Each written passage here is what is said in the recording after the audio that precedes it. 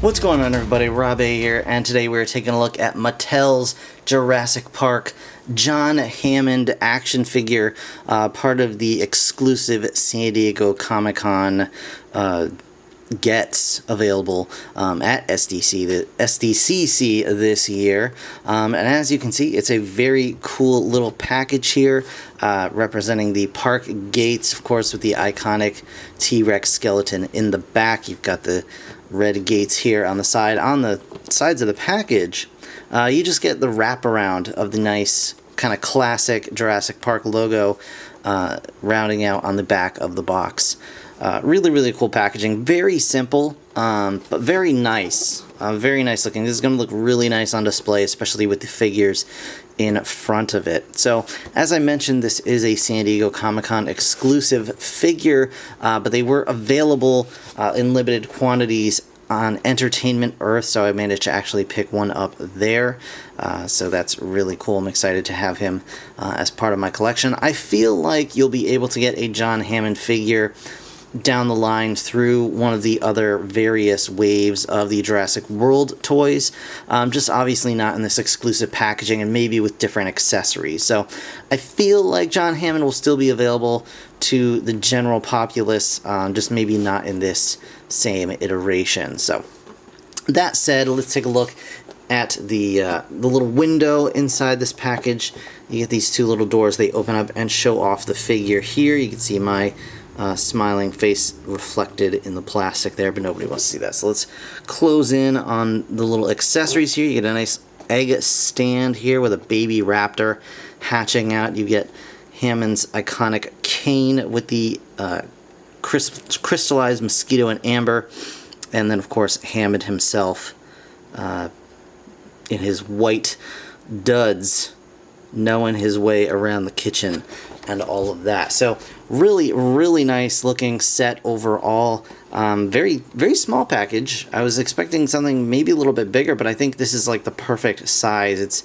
It's big enough to make a statement on display, but it's small enough that it's not just going to overpower everything else you've got going on. And it just looks really cool. I just really like this whole design. So without further ado, let's get this guy out of the package and check him out right now. Alright guys, well, I didn't realize this, but when I started opening the package, he actually has another card back that he's attached to. So you can see he is officially part of the Jurassic World Legacy Collection here. And now you can get a little bit better of a view of of how he looks in the packaging as well. And on the back, you can see we've got a little blurb about the character of John Hammond, the movie character of John Hammond, at least, where it says, John Hammond is a creator, innovator, and loving grandfather who has high hopes for his theme park off the coast of Costa Rica. However, on Isla Nublar, the attractions sometimes eat the visitors. Welcome to Jurassic Park.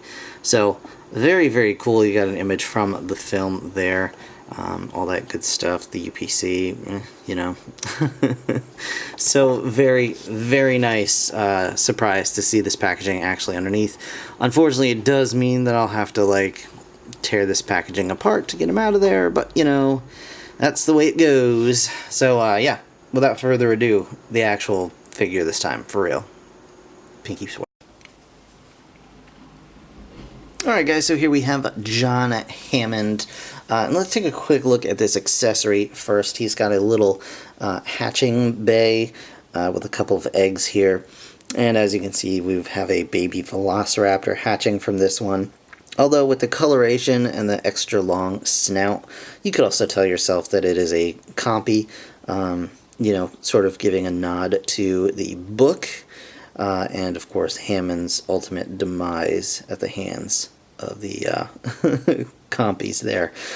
Either way, it's a cute little accessory, nicely sculpted. You've got some grass in here, a couple of eggs, and of course this little rubbery raptor here. It's just got a basic stand. It can turn, which I don't know if that's something you're excited about, but it can do that. And that's pretty much it for the accessory. Moving on to Mr. Hammond himself. We have some decent sculpting here. You know, it's not perfect, and it actually looks worse in pictures and video than it does in person. But it is, you know, you got to consider how small, like, his whole face is smaller than my thumbnail.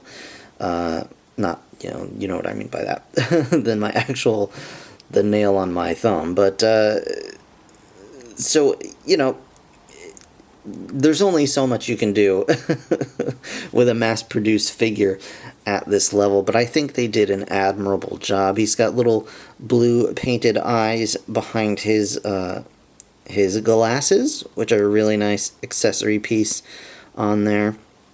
He's got his hat, of course, his little white outfit, which is rubber, so it does not impede his articulation. Not that you're really going to be doing many side kicks with old John Hammond here, but nice gold watch showing off those dollar bills. And of course he has the regular articulation of all the normal Mattel Jurassic figures. He's got the elbows, and he's got the waist swivel, he's got the hips, and again, you know, the knees. And he's probably not going to be doing any gymnastics, but, you know, you have the option available to you if you so desire. He's got his little weird bell-bottom pants and white shoes, and of course he also comes with this other accessory, his cane with the amber mosquito on top, and that's just painted on. There's nothing, you know, that's just painted on, and there's no expectation for that to not be just painted on. He's got this nice little, I think it's supposed to be bone. I don't know if it's actually bamboo. I think it's just a sculpted wood cane in the film, but just painted to look like bones. I could be wrong on that, but you do get this cane.